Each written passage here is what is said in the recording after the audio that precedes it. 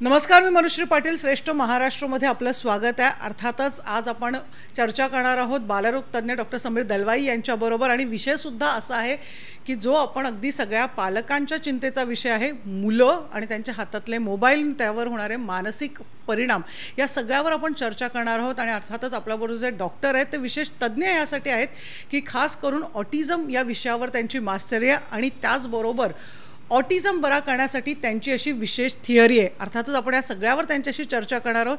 तुमचं स्वागत आहे श्रेष्ठ महाराष्ट्रामध्ये.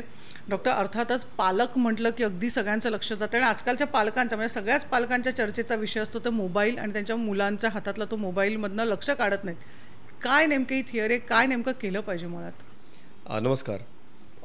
मजेदार गोष्ट अशी आहे की सर्वांना माहीत आहे की मोबाईल देऊ नये. मोबाईल दिल्याने डोळे खराब होतात, स्थूलता वाढते, सोशल कॉन्टॅक्ट कमी होतो, अभ्यासाकडे लक्ष राहत नाही, मुलं अग्रेसिव्ह होतात. पण हे करूनसुद्धा आपण मोबाईल कमी करू शकत नाही आहोत. याचं मूळ कारण असं आहे की जी इंडस्ट्री आहे मोबाईल किंवा स्क्रीन्स, डिजिटल गॅजेट्सची, त्याने एवढं चांगल्या पद्धतीने मार्केटिंग केलेलं आहे की आजकालच्या पालकांना असं कन्व्हिन्स केलेलं आहे की तुमच्या मुलांना जर तुम्ही IT चा ॲडव्हान्टेज दिलात तरच ते नेक्स्ट बिल गेट्स किंवा इलॉन मस्क होतील. आणि म्हणून पालकांना असं वाटू लागलं आहे की मुलाला काका काकी मावशी आतीच्या अजिबात गरज नाही. आता असं वाटू लागलं आहे शाळेची आणि टीचरची पण गरज नाही, फक्त त्याला डिजिटल मीडिया हे त्याला आणून द्यायचं. आणि म्हणूनच आपण बघतो आहे की अगदी 2-3 वर्षांच्या मुलांना 50-60 हजाराचा फोन आणून देत नाहीत. अगदी 4-5 महिन्यांच्या बालकांना भराभरीने जेवावं म्हणून समोर एक स्क्रीन ठेवली जाते आणि ती मुलं तिथे बघू लागतात. आणि ह्याचं मेन कारण असं आहे की काही टर्म्स आहेत, डिजिटल नेटिव्ज म्हणे. ऐकलं तुम्ही? Children are digital natives. एवढं मूर्खपणा आहे ना. मी नेटिव्ह आहे चिपळूणचा. Ratnagiri is my native place, आपण असं मराठीत म्हणतो, my native place is Ratnagiri. Native म्हणजे काय? मी आलो कुठून, माझं मूळ गाव कुठलं, किंवा माझे दादा परदादा कुठून आले, तर दे आर फ्रॉम चिपळूण. ते काय करत होते? ते मोबाईलवर बसलेले का? ते डिजिटल मीडियावर होते का? मग मी डिजिटल नेटिव्ह कसा झालो? आम्ही सोशल नेटिव्ह आहोत. ते गावात माझे म्हणजे 10 generations ago they were living in a small village आणि ते एका दुसऱ्याशी मिळून मिसळून राहायचे. They were dependent on each other for survival. आणि हे आपण लक्षात आलं पाहिजे की we are social natives, not digital natives. नाही, अर्थातच तुम्ही जे बोललात की दृष्टीवर परिणाम होतो, आरोग्यावर परिणाम होतो, ते सगळ्यांना माहिती आहे, मान्य आहे. पण सर्वात मोठा म्हणजे मानसिक परिणाम होतो. आणि आत्ता जो तुम्ही चांगला उल्लेख केला की अगदी 2-3 महिन्याच्या मुलांपासनं तुम्ही मोबाईलची सवय लावतात. काय नेमके कशाप्रकारे दुष्परिणाम होतात? पालक नेमके कशाप्रकारे त्या मुलांना कुठेतरी आयझोलेशनमध्ये कशाप्रकारे ढकलतायत? Absolutely right. Actually mobile is not the culprit. जे आपले समाज व्यवस्था जी विस्कळीत झालेली आहे, दॅट इज द कल्प्रिट. थोडक्यात सांगायचं म्हणजे आपलं ह्युमन एव्होल्युशन जे आपण म्हणतो ते गेले 6 मिलियन इयर्स, आपण त्याच्यापूर्वी प्राण्यातून आपण मनुष्य झालो आणि त्याला 6 मिलियन इयर्स लागले. आणि आपण जसे इव्हॉल्व होत गेलो तसे आपल्या ब्रेन आणि जीन्स, आपला जो जेनेटिक स्ट्रक्चर असतो तो इव्हॉल्व होत गेला.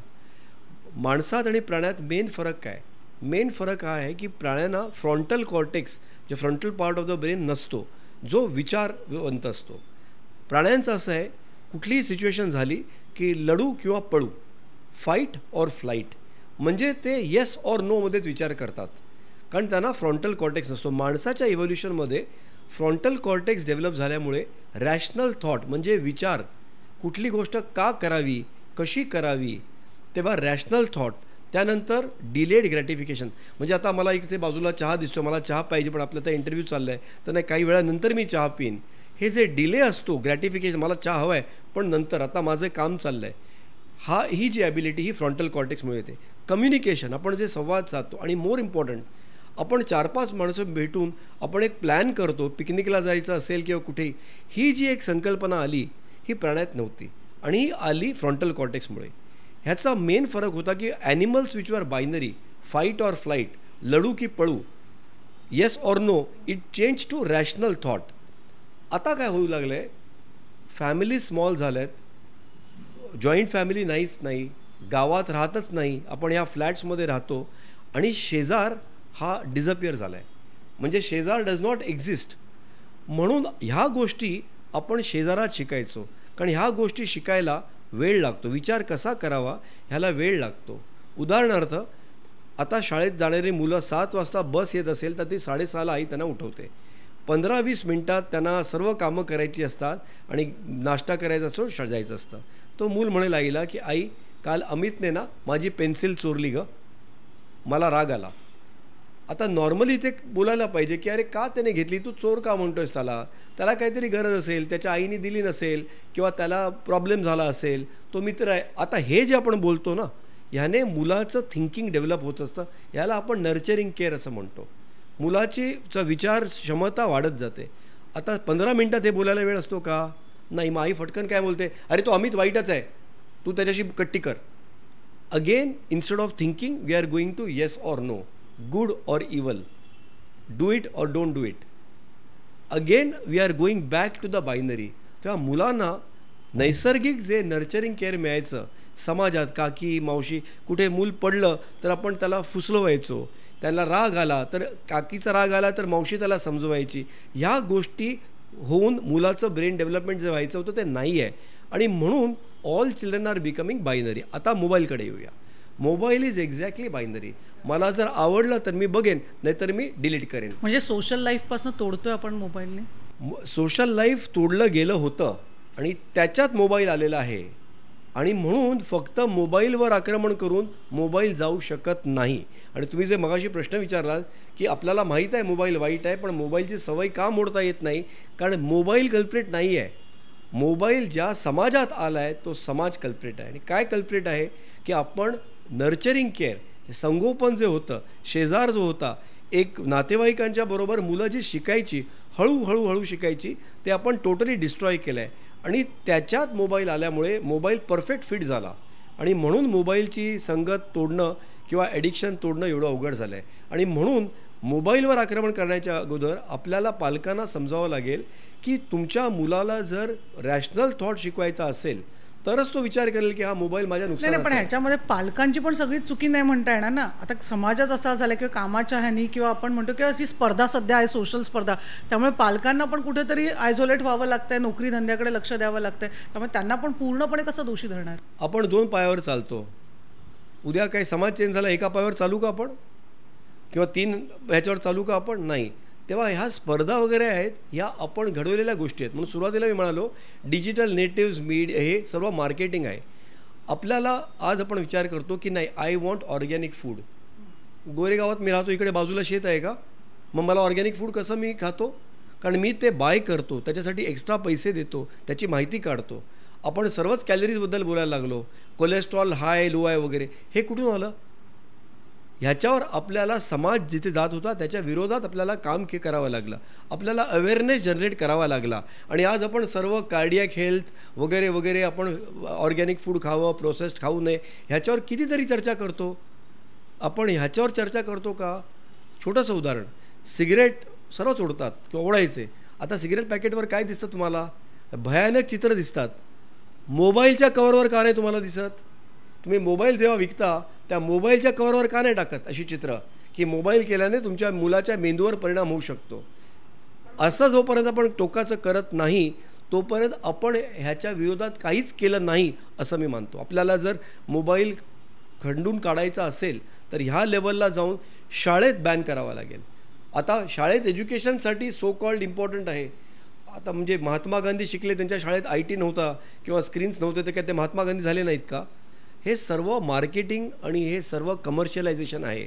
आणि शाळेत IT आल्यामुळे सर्वात जास्त नुकसान होतं, कारण पालकांना वाटतं शाळेसाठी मला हे करावं लागतं. नाही, पण आता आफ्टर कोविड नंतर सिनारिओ पण सगळा चेंज झालेला आहे ना. कुठेतरी मुलांना मोबाईल हँडी झालेली आहेत मुलं, राईट? पण हे सगळं पण कोविडमुळे मोबाईल होता म्हणूनच मुलं शिकली पुढे असंही म्हणतात. कोविडमध्ये तुम्ही मास्क घालायचे की नाही घालायचात? घालायचं. आता घातलायत का?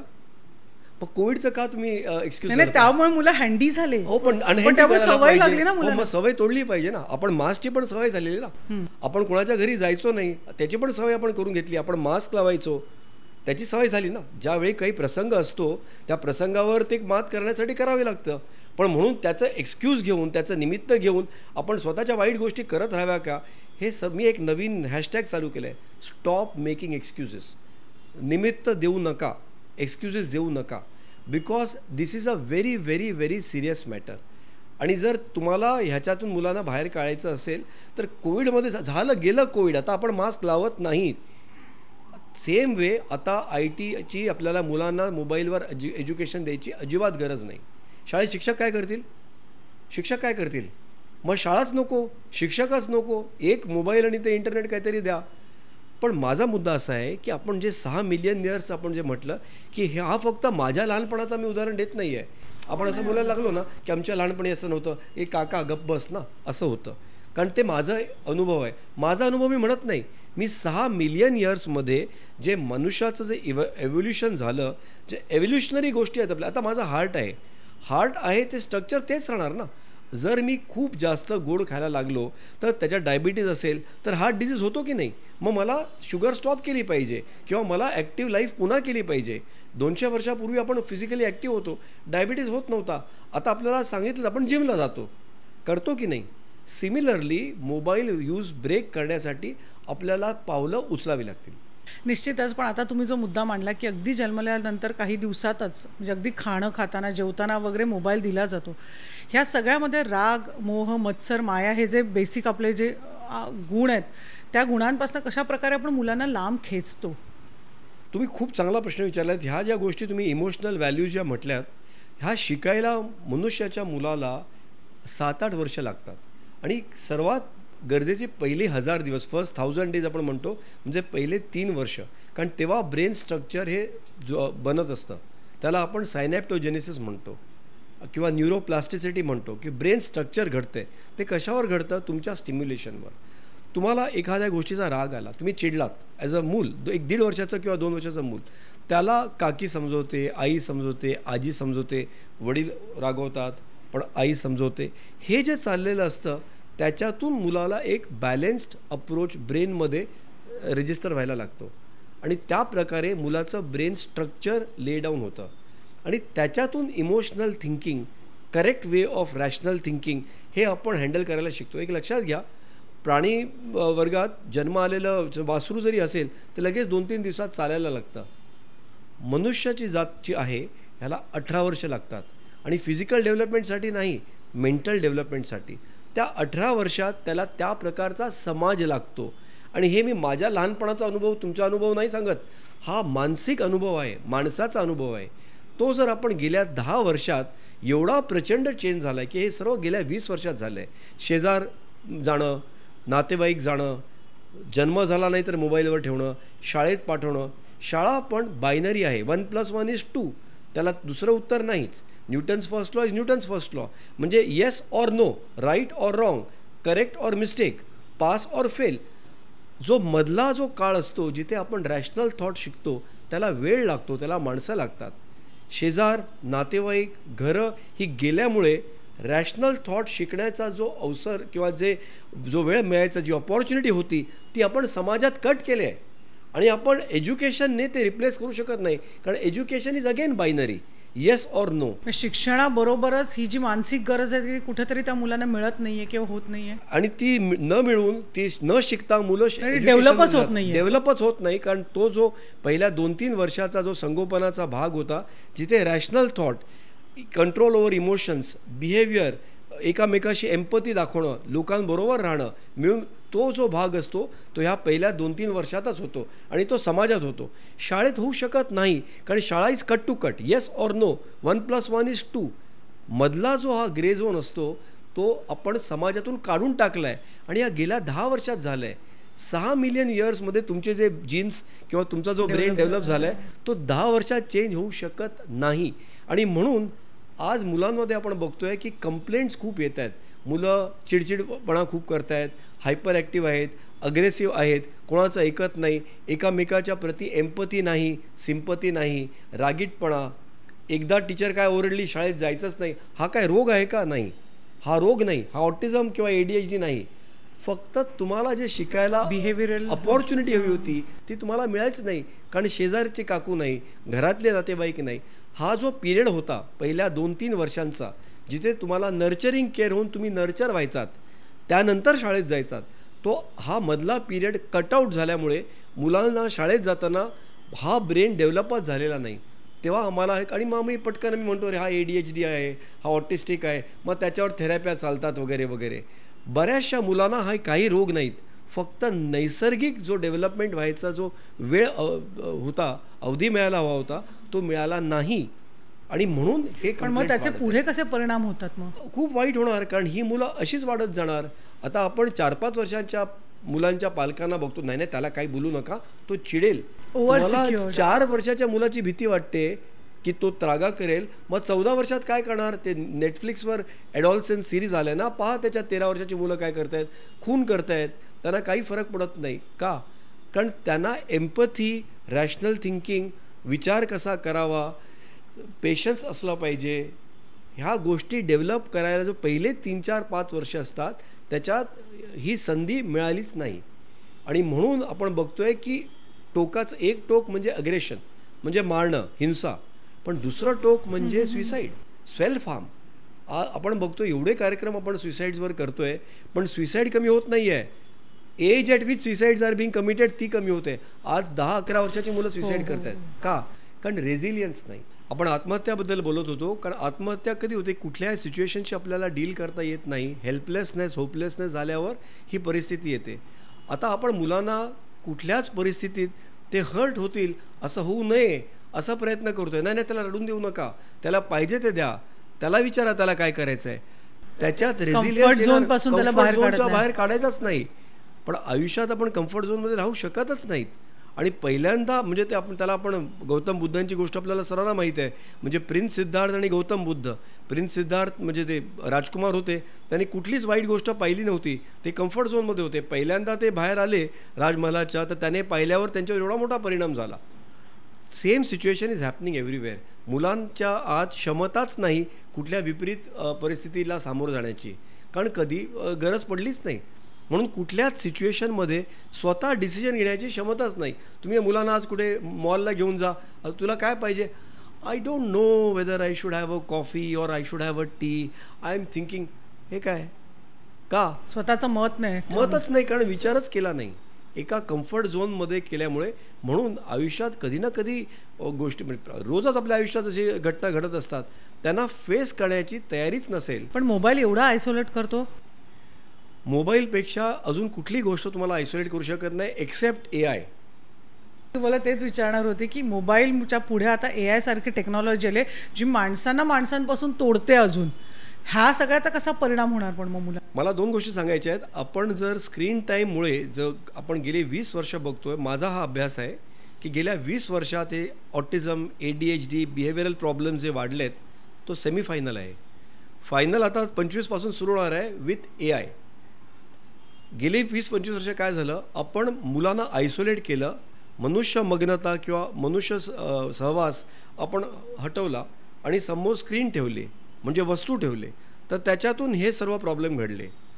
पुढे आपण AI ठेवणार आहोत. AIमध्ये आणि ह्याच्यात मोठा फरक असा आहे की AI not only isolates, but AIमध्ये रिअल काय आणि फेक काय हे तुम्हाला ॲज अ सिनियर जर्नलिस्ट पण समजणं अवघड असतं, मला अवघड असतं की रिअल व्हिडिओ आहे की फेक व्हिडिओ आहे. पण जर 3-4-5 वर्षांच्या मुलांना आपण रिअल आणि फेकमध्ये जर फरक कळला नाही, तिथूनच जर कन्फ्युजन सुरू झाली, ही खरी आहे की आईचा इमेज आहे, हेच जर त्या मुलाला कळणार नसेल, ही खरी घटना आहे की आर्टिफिशियल घटना आहे, हे जर कळणार नसेल, तर जो आपला एक ह्युमन बिहेवियरचं जे अंडरस्टँडिंग, नॉर्मलचं जे अंडरस्टँडिंग असतं, तेच जर व्यवस्थित झालं नाही मुलांचं, तर children will never understand difference between reality and artificial. आणि म्हणून डेल्युजन्स असतील, आपल्याला फिअर असेल, एन्झायटी असेल, ह्या गोष्टी सायकोसिसकडे जास्त वाढतील.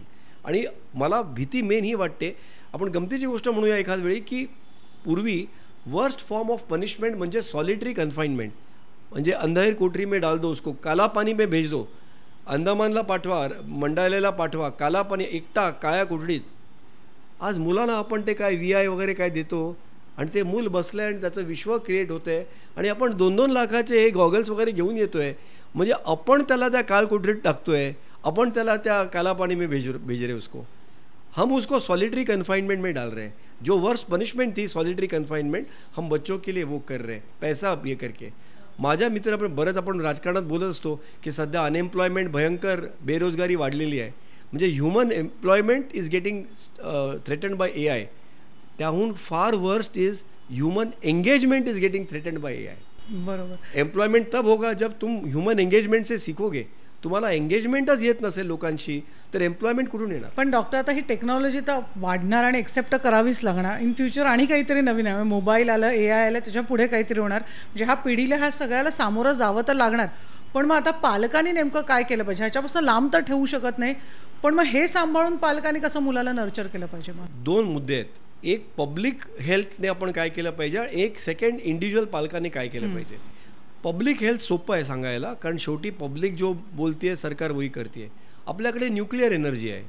2 बॉम्ब टाकले ना पण नागासाकी हिरोशिमाला, त्याच्यानंतर न्यूक्लिअर प्रॉलिफरेशन होऊ नये, न्यूक्लिअर बॉम्ब बनू नये, ह्याच्यावर किती काम चाललेलं असतं.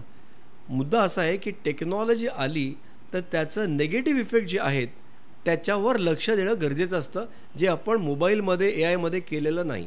आता पालकांकडे येऊया. शेवटी जर वर्ल्ड ऑर्डरमध्ये किंवा सरकारच्या लेवलला होत नसेल तर शेवटी I am responsible for my child. पालकाने काय करावं? पालकाने सर्वात प्रथम त्याने तरी विचार करावा की बिघडलं आहे कुठे. It is not the mobile which is a culprit. बिघडलं इथे की मुलाला ऑल्टरनेटिव्हच नाही. आणि मी नेहमी सांगत असतो की the only alternative or antidote और medicine for screen time is people time. मनुष्य एंगेजमेंट पाहिजे. मोबाईलला एकच कॉम्पिटिशन असेल, मनुष्य.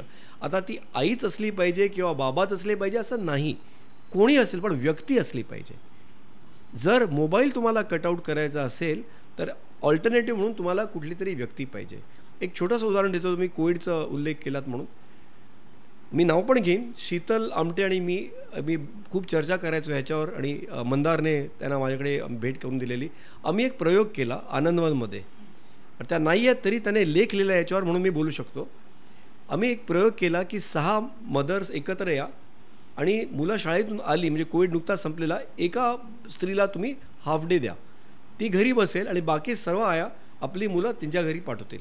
मग तिने जे खेळ खेळायचे तिने डिसाईड करायचं, घरात जे ते शिजवेल ते सर्व मुलांनी खायचं. तिच्या पद्धतीने एक फुल आफ्टरनून इव्हनिंग मुलाने वैसे बीतना चाहिए. दुसऱ्या दिवशी ती कामाला जाईल, दुसऱ्या आईला ऑफ द्या, मग सर्व मुलं तिच्याकडे जातील. मग थर्ड आई, म्हणजे 6 दिवसातून एकच दिवस तुम्हाला 2-3 तास कामातून ऑफ आनंदवनला द्यायचं होतं. हे केल्यानंतर 15-20 दिवसात लक्षात आलं की स्क्रीन टाईम तर टोटली गेला मुलांचा. पण शाळेतल्या टीचर बोलू लागल्या, ह्यांचं काय केलं तुम्ही, ही एवढी कशी सुधारली मुलं? अजिबात हायपर ॲक्टिव्ह नाही, समंजसपणाने राहतात, वर्गात सर्वांची मदत करतात, त्रास कोणाला देत नाही. हा फरक बघण्यात आला. का? कारण आपण जेव्हा वेगवेगळ्या घरी जातो, समाजात काकी मावशी आत्या मामीच नव्हे, पण आपण समजा मराठी बोलणार असो, शेजारच्या काकी मल्याळी असतील किंवा बंगाली असतील, तर आपण जाऊन जी विविधता शिकतो त्याने आपला ब्रेन खरा डेव्हलप होतो. आपण जिममध्ये जातो, फक्त आर्म्स करत नाही ना, आपण ॲब्स पण करतो, लेग्स पण करतो. तसंच फक्त अभ्यासाचा ब्रेन नको, समाजात जगण्यासाठी तुम्ही वेगळे, हे वेगळे, त्या वेगळ्या, वेगळेपणा म्हणजे विविधता कशी डील करायची, हा सर्वात इम्पॉर्टंट भाग असतो ब्रेन डेव्हलपमेंटचा माझ्या मते, जो भारतात आपल्याला प्रचंड प्रमाणे मिळायचा. आणि म्हणूनच आज जागतिक पातळीवर सर्व जे टॉप CEOs आहेत ते भारतीय आहेत, भारतात जन्मलेले भारतीय आहेत. का? त्यांचे टेक्निकल स्किल्स अमेरिकन्सपेक्षा बेटर आहेत का? नॉट नेसेसरली, पण त्यांचे मॅन हँडलिंग किंवा team handling skills are far better, म्हणून त्यांना CEO आणि मॅनेजर केलेले आहेत. पण आज आपण हे गमावतोय. पालकांना उदाहरण दिलं की तुम्ही 6 जर फॅमिलीज असाल तर तुम्हाला एक दिवस 2-3 तास लवकर यावं लागेल कामावरून, पण तुम्ही जर 24 पालक असाल तर महिन्यातून एक दिवस ऑफ घ्यायला पाहिजे तुम्हाला. आणि असं जर केलं तर फक्त मुलांचं स्क्रीन टाईम रिड्यूस होईल असं नाही, त्यांना ह्या सर्व व्हॅल्यूज शिकता येतील. कारण मुंबईमध्ये सख्खे नातेवाईक असतीलच असं नाही, पण शेजार आहेच. आपण 200-200 फ्लॅटच्या टावरमध्ये राहतो, तिकडे आपण हे सर्व करू शकतो. तेव्हा पालकाने प्रथम ओळखलं पाहिजे की this is the biggest risk for my child's brain development. आणि ते ओळखल्यानंतर आपण हे केलं पाहिजे. दुसरा मुद्दा असा आहे की आपण मुलांना वेळ देताना आपण त्यांच्याबरोबर गमती जमतीच्या गोष्टी जास्त केल्या पाहिजे. आपण फक्त परफॉर्मन्सबद्दल बोलत असतो, अभ्यासाबद्दल बोलत असतो, एक्स्ट्रा करिक्युलर जरी असेल तरी performance, participation is more important than performance. Secondly, adaptation is more important than academics. Newton's third law says that action and reaction are equal and opposite. हा फिजिक्समध्ये लिहिल्यावर तुम्हाला मार्क मिळतात, पण जर मी यांच्याशी वाईट वागलो तर त्या पण माझ्याशी वाईट वागतील. मी ज्या मित्राबरोबर वाईट वागलो तर मित्र पण वाईट वागेल. हे अडॅप्टेशन झालं. आणि फायनल म्हणजे we have to focus on behaviour not skills. Skill म्हणजे उदाहरणतः लहान मूल आईला बघत असतात, 1 वर्षाचं 1.5 वर्षाचं मूल, की दाराची बेल वाजली तर आई जाऊन दार उघडते आणि बेल वाजली नाही तर दार उघडत नाही. किंबहुना ओळखीची माणसं आली तर दार उघडते, अनोळखी माणसाला दार उघडत नाही. दार कधी उघडायचं कधी उघडायचं नाही, कुणासाठी उघडायचं कुणासाठी उघडायचं नाही, ह्याला आपण बिहेवियर म्हणतो. कब क्या करना है कब नाही करना है. पण जे दाराचं लॅच आहे ना, ते असा फिरवा असा फिरवा, ती स्किल आहे. पण स्किल कधी वापरायची कधी वापरायची नाही, कुणासोबत वापरायची कुणासोबत वापरायची नाही, हे मानसिक बिहेवियर आहे. आपण अनफॉर्च्युनेटली स्किल डेव्हलपमेंटवर खूप फोकस केलेला आहे. ही स्किल पाहिजे, त्याला म्युझिक वाजवता आलं पाहिजे, त्याला पियानो वाजवता आला पाहिजे, त्याला ड्रॉइंग करता आलं पाहिजे, त्याला अबॅकस करता आलं पाहिजे. त्या स्किल्स आहेत. पण कुणाशी कसं कधी वागायचं ह्याच्याबद्दल क्लास होऊ शकत नाही. ह्याच्यात समाज आणि शेजार. तेव्हा पालकाने ह्या गोष्टीकडे लक्ष जास्त दिलं नाही. मला सगळ्यामध्ये मला महत्त्वाचा प्रश्न विचारायचा आहे की अर्थातच तुम्ही जे सांगता ते पालकांनी अवलंबलं पाहिजे. पण आत्ताची मुलं जी ऑलरेडी त्याच्या आहारी गेलेली आहेत, म्हणजे तुम्ही खूप अशी उदाहरणं बघत असाल, कारण चाइल्ड सायकोलॉजी तुम्ही खूप मोठ्या प्रमाणात थेरपिस्ट तुमच्याकडे खूप मुलं येतात. अशा मुलांवर मग कशा प्रकारे, अशा मुलांशी मग आता पालकांनी कसं वागलं पाहिजे रॅदर? तुम्ही एक साधारणतः 10, 11, 12 वर्षाच्या मुलांचं हे जे इश्यू बघितलेत तर by this time there brain is already very strongly in this fashion. या ऑलरेडी त्यांच्या माइंडवर हे प्रतिबिंबित झालेलं आहे. आता पालक चूक का करतात, आता तुम्ही चुका काढताय त्या मुलाच्या, असं करू नकोस. It is too late. His mind is already made up. तुम्ही त्याला अपोज करता ना तर तो अजून जास्त तुम्हाला अपोज करतो. म्हणून आम्ही पालकांना सांगतो जो होने का था हो गया. ही ऑलरेडी हॅज दिस माइंडसेट. आता तुम्ही जर अपोज केलं तर तो दार अजून टाईटली शट करेल. तर दार ओपन करायला आधी प्रयत्न करा. तुम्ही त्या जो प्रॉब्लेमला टॅकल करू नका. पालक माझ्याकडे येतात, म्हणतात तर तो इतर मुलांना वर्गात मारतो. 5 वर्षाचा मुलगा, 6 वर्षाचा मुलगा. मी त्यांना सांगतो हे तुम्ही जे मला ऑब्झर्व करून सांगता ह्याला आपण लक्षण म्हणतो. मुलाला ताप येतो आहे, तुम्ही मला सांगता हे लक्षण आहे. आता तुम्ही म्हणताय तो मारू नये असं काहीतरी करा, आणि ह्याच्यावर बरेचसे लोक थेरपी, काउन्सिलिंग, औषधं वगैरे चाललेली असतात. What are you doing? In essence तुम्ही तापावर पॅरासिटामॉल देत आहे, टेम्पररी सिम्प्टोमॅटिक ट्रीटमेंट देत आहे. पण जर मलेरिया असेल तर तो ताप पॅरासिटामॉलने बरा होणार नाही, पुन्हा येईल. आणि म्हणून हे एंडलेस काउन्सिलिंग चालू आहेत, एंडलेस सायकॉलॉजी चालू आहे, एंडलेस औषधं चालू आहेत, एंडलेस थेरप्या चालू आहेत. कारण तुम्ही सिम्प्टम ट्रॅक करता. तो का वर्गात मुलांना मारतोय ह्याचा विचार केला पाहिजे. कारण असं असेल की त्याला घरात प्रेम मिळतच नाही, कारण असं असेल त्याला घरात अटेन्शन मिळतच नाही, कारण असं असू शकेल की आई वडील एकामेकांशी भांडतायत, एकामेकाला मारतायत. घरात असं होऊ शकेल की आईचं आणि सासूचं जमत नसेल. बरीच कारणं असू शकतील. ह्या कारणांमुळे फक्त त्याचं सिम्प्टम आहे, म्हणजे मलेरिया हा आहे, ताप लक्षण आहे. कारण काय? मुलाचं मानसिकता अशी का झालेली आहे. तेव्हा आता तू मारू नकोस हे म्हणजे पॅरासिटामॉल देण्याचा प्रयत्न. तुम्ही बळजबरीने पॅरासिटामॉल घालतात, ते झालं बळजबरीने तरी ते पॅरासिटामॉलच आहे. तुम्हाला फर्स्ट मुलाला अंडरस्टँड करा की ठीक आहे, no problem, stop opposing the child, especially 8-9 इयर्सच्या वर असेल तो, कारण तो दार अजून बंद करेल. तुम्ही ॲटलिस्ट आता वेळ द्या, त्याला ऐकून घ्या, त्याला काय बोलायचं आहे त्याला बोलायची संधी द्या. आपण काय करतो, आपण कन्सल्टंट मोडमध्ये असतो. आता तुम्ही मला म्हटलं ना की मला असं वाटतंय, मी नाही असं वाटायला बरोबर नाही, असं करा, तर मग so I am immediately acting as a consultant. करणं शिकलं पाहिजे, ऐकून घ्या, सोल्युशन देऊ नका. आपण CEO आहोत ना कंपनीमध्ये, आपण मॅनेजर आहोत. आपला जॉब काय असतो, प्रॉब्लेम्स विल कम, तू हे कर, तू हे कर, तू हे कर. आपण CEO आहोत, आपण ॲडवाईस करत असतो सर्वांना, कन्सल्टंट आहोत. मुलांकडे कन्सल्टंट होऊ नका. त्यांना कन्सल्टंटची आपके ज्ञान की जरूरत नहीं, सबके पास बहुत ज़्यादा ज्ञान है. ज्ञान मत दो, ज्ञानी बाबा मत बनो, आप सुनो. तुम्ही ऐकायला लागल्यावर पहिले मूल सरप्राईज, आज माझा आई एवढं ऐकून घेते, बाबा एवढं ऐकून घेतात, ते गप्प बसतील की नाही कुछ तो चाल है, ये 1-2 दिन है. तुम्हाला सातत्याने शांत बसावं लागेल आणि ते जे बोलतायत त्याच्यावर तुम्ही अपोज करू नका. प्रश्न विचारा. पण प्रश्न कसले, अच्छा असं झालं का, मग तुला काय वाटलं, तुला असं का वाटलं असं नका विचारू. तू असं का केलंस ना, अच्छा मग तुझ्या मनात काय विचार आला, बरं मग तुला काय तू बघितलंस, अच्छा मग पुढे काय झालं. म्हणजे त्याला मनातल्या गोष्टी बोलता येतील असे प्रश्न विचारा. अपोज करणारे, त्याला जज करणारे प्रश्न विचारू नका. Don't be judgemental. ऐकून घ्या. तो काही बोलत असेल, पहिले 10-15 दिवस काही तुम्ही तुमचं ओपिनियन आणि तुमचे ॲडवाईस, तुमचं कन्सल्टेशन, तुमची ब्रिलियन्स त्याला दाखवू नका. एकदा ते दार ओपन झालं ना, आतून दार ओपन होतं, बाहेरून तुम्ही पुश करू शकत नाही. एकदा तो बोलायला लागल्यावर 15 दिवस झाले आईला एवढं मी सांगितलं, आई कशी काय बोलत नाही, त्याला विचारू दे, आई मग असं मी तुला सांगितलं, मग मी काय करू त्या मुलाबरोबर, अमितने माझी पेन्सिल घेतलेली, काय करू मी त्याच्याबरोबर, कारण तो ॲक्च्युली आहे माझा फ्रेंड. तुम्हाला विचारलं तर थोडक्यात उत्तर द्या. डोंट पाऊन्स, हां आता आज मला अपॉर्च्युनिटी मिळाली, आता मी 2 तास ह्याला ध्यान देणार. Don't do that. Let the child come to you. If is after 8-9 years old, let him come to you और her come to you for your opinion. आपण जजमेंटल, हे काय कपडे घातलेस, हे काय हेअरकट केलं आहेस, हे असं लिपस्टिक का लावलं आहेस, ठीक आहे, it may not be the right thing, but don't oppose. तुम्ही अपोज केल्यानंतर ते दार बंद होतं. तुम्ही ऐकलत आणि तुम्ही विचारलत की तुला असं का वाटतं, मला नाही कळत हे सांगणं जास्त गरजेचं आहे. Always make the child feel more. पण हे सगळं कम्फर्ट लेवल झालं. पण आपण जर मोबाईलबद्दल बोलत असं आणि आता जी मुलं मोबाईल आणि ह्याच्या आहारी गेली आहेत, त्यांना मग कसं हळू त्याच्यातनं बाहेर. एक्झॅक्टली. मोबाईलच्या आहारी जाणं हे सिम्पटम आहे, लक्षण आहे. त्याचं कारण काय होतं, तुम्ही वेळ दिलात नाहीत, आता तरी द्यायला लागा. आणि तो वेळ देताना ॲडवायझरी वेळ देऊ नका, ज्ञान द्यायचा वेळ करू नका, ऐकून घ्या. Let that relationship develop. Let the child realise की अरे मोबाईल तो है but she is willing to listen to me. म्हणजे मैं बोलता हूँ, सुन तो लेता है मेरे फादर. आणि हे करत करत, फॉर एक्झाम्पल वीकेंड असतो, घरात बसू नका. तुम्हाला माहिती आहे ना, घरात बसल्यावर मोबाईलच, तुम्ही पण मोबाईलच बघताय घरी बसून. Go outdoors. So many people don't want to go outdoors. आता काय होतं आहे, पालक पण ओल्डर आहेत, 35-40च्या नंतर मुलं होत आहेत, they are also physically tired. पण you have to make an attempt, go outdoors. आणि आउटडोर जाताना चला तुम्हाला कुठे जायचं, लोणावळ्याला जायचं का, जाऊया, पण एकच मग फक्त मोबाईल कोणीच हात लावायचा नाही. पण बाबाने पण नाही हात लावायचा, आईने पण नाही लावायचा. मग 2 दिवस जाऊन तिकडे गमती करून या. किमान 24 तास जो मोबाईलचा मारा आहे तो कट करा. Simple things. जेवणाच्या वेळी आपण मोबाईल कोणीच बघायचा नाही.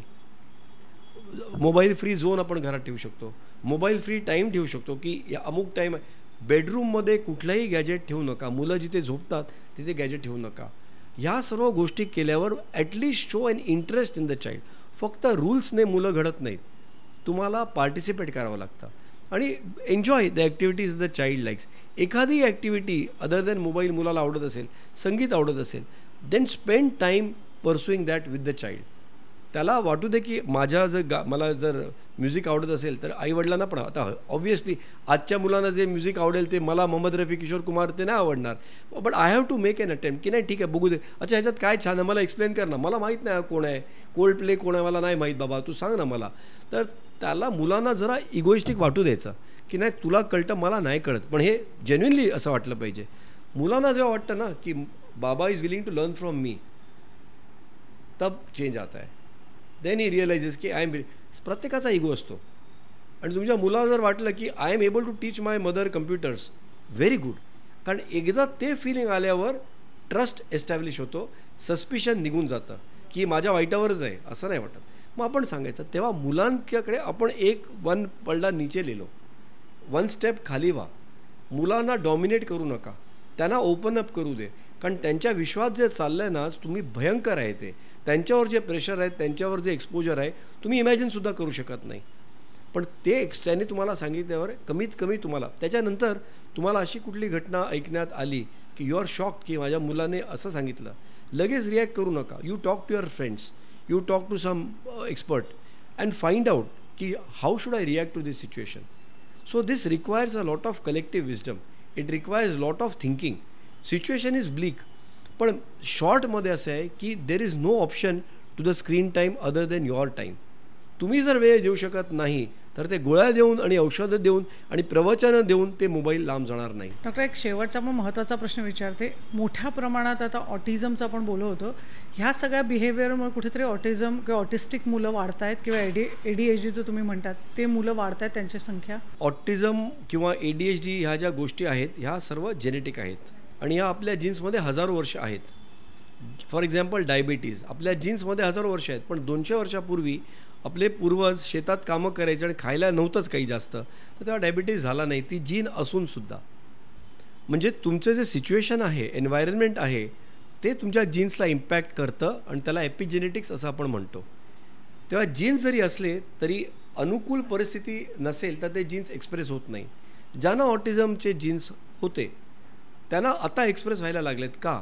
कारण माझ्या मते जे आमचं संशोधन आहे न्यू होरायझन्स चाइल्ड डेव्हलपमेंट सेंटरला, ऑटिझमचं कारण असं आहे की जी मुलं अतिवस्तुमग्नता ज्यांना असते आणि कमी मनुष्यमग्नता असते, आणि हजारो मुलांना ऑटिझमच्या मी ज्यांना पाहिलं आहे त्यांच्या जेव्हा आईवडिलांना मी विचारतो, एव्हरीबडी विदिन 5 सेकंड्स अग्रीज की बरोबर बोललात की माझ्या मुलाला मी जन्मापासून बघते त्याला वस्तूंमध्ये मग्नता खूप जास्त आहे आणि मनुष्यात मग्नता कमी होती. एखादी वस्तू हाती लागत नसेल तर आईचा हात खेचून घेऊन जायचा, ती वस्तू मिळाली, नंतर विचार मग लक्ष कुठे जायचं, नाही त्या वस्तूतच जायचं. म्हणजे माणसांचं सेकंडरी प्रायमरी ऑब्जेक्ट ऑब्सेशन असतो. हे आमचं ऑब्झर्वेशन आहे आणि आमच्या ट्रीटमेंटमध्ये आम्ही हेच करतो की objects especially screen is a worst object. Mobile is one object which has not only replaced people, it has replaced all other objects. कारण बॅट आणि बॉल होता तर बॅट बॉल क्रिकेट खेळायला 2-3 मुलं तरी लागायची, त्याच्यात तरी सोशल एंगेजमेंट व्हायचं. फुटबॉल खेळायला 8-10 माणसं लागतात. तर ठीक आहे ऑब्जेक्ट इम्पॉर्टंट होता पण माणसांशी जुळण्यासाठी. You cannot play football alone. पण मोबाईल असा ऑब्जेक्ट आहे की तुम्हाला काहीच लागत नाही आणि म्हणून ज्यांचे जीन्स वस्तुमग्नतेत होते त्यांना ही वस्तू मिळाली, ते ॲग्रेवेट झालं आहे.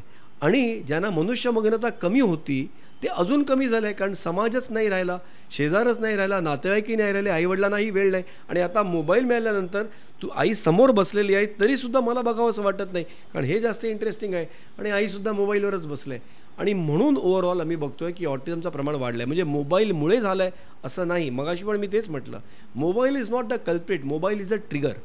कल्प्रिट समाज आहे. आपण जे समाजात सोशल आयसोलेशन जे वाढवलं आहे आणि ऑब्जेक्ट आणि मटेरियल ऑब्सेशन जे वाढवलं आहे ते कारण आहे. तर आम्ही आमच्या थेरपीमध्ये पालकांना फक्त हे समजवतो की थेरपीचा भाग वेगळा, तुम्ही मुलांशी आधी ऑब्जेक्ट्स काढून घ्या, सर्वात प्रथम मोबाईल काढून घ्या, पण एवढे तुम्ही टॉईज आणि खेळणी आणताय ती पण काढून घ्या. तुम्ही समोर मुलाच्या जमिनीवर बसा, डोळ्यासमोर आय टू आय बसा आणि मुलाशी खेळा, मस्ती करा, मजा करा, हक करा, किस करा, कडल करा. Don't teach. डायरेक्ट तुम्ही Shakespeare ABCD 1 2 3 4 red colour blue colour नको. आधी मनुष्य मग्नता जी आहे ती 2 मनुष्यांची, प्राणी असेल एक, तुम्ही अगदी माकड घ्या आणि त्याचं मूल बघा, ते काय विद्वान गोष्टी बोलत असतात का? नाही, पण एक फिजिकल एक अट्रॅक्शन असतं आईवडिला मुलाचं आणि आईकडे, ते आधी होऊ दे. मुलाचं लक्ष तुमच्यात येऊ दे, त्याच्यानंतर मग त्याची प्रगती नॉर्मल होऊ शकते. म्हणजे आम्ही 5 माइलस्टोन्स सांगितलेत. पहिलं माइलस्टोन म्हणजे मनुष्यमग्नता. मूल जन्माला आल्यावर प्रथम तो आईवडिलांकडे बघू लागतो. आईवडिलांना बघत बघत कधी काय करायचं कधी करायचं नाही. मगाशी म्हटलं तसं बेल वाजली तर आई दार उघडते तर उघडत नाही, बिहेवियर शिकतं.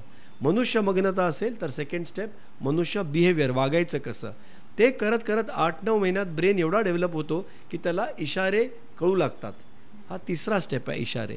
ते झालं की ब्रेन अजून डेव्हलप होतो, वर्ष 6 वर्षाला डेव्हलप होत होत त्याला भाषा म्हणजे बोललेल्या गोष्टी, वर्बल कम्युनिकेशन म्हणजे स्पीच कळू लागतं. 2-3 वर्ष चांगलं स्पीच डेव्हलप झालं, तुमची 10-12 हजार शब्दांची वोकॅब्युलरी झाली. त्याच्यानंतर reading and writing. Reading and writing काय म्हणजे एका पेपरवर आपण निशाणी करतो आहे आणि मग आपण ठरवतो याला दोघांनी आपण ए म्हणायचं, याला आपण दोघांनी अ म्हणायचं वगैरे वगैरे. That is even a higher level of communication.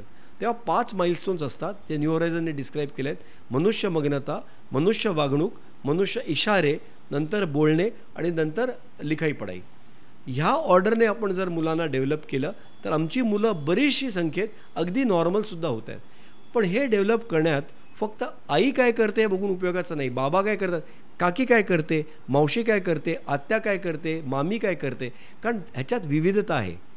फक्त मी जर आईकडेच राहिलो तर मग मी पॅटर्न शिकतो, ती पण एक पॅटर्न एक वस्तूच झाली, मग मी पॅटर्नप्रमाणे वागतो.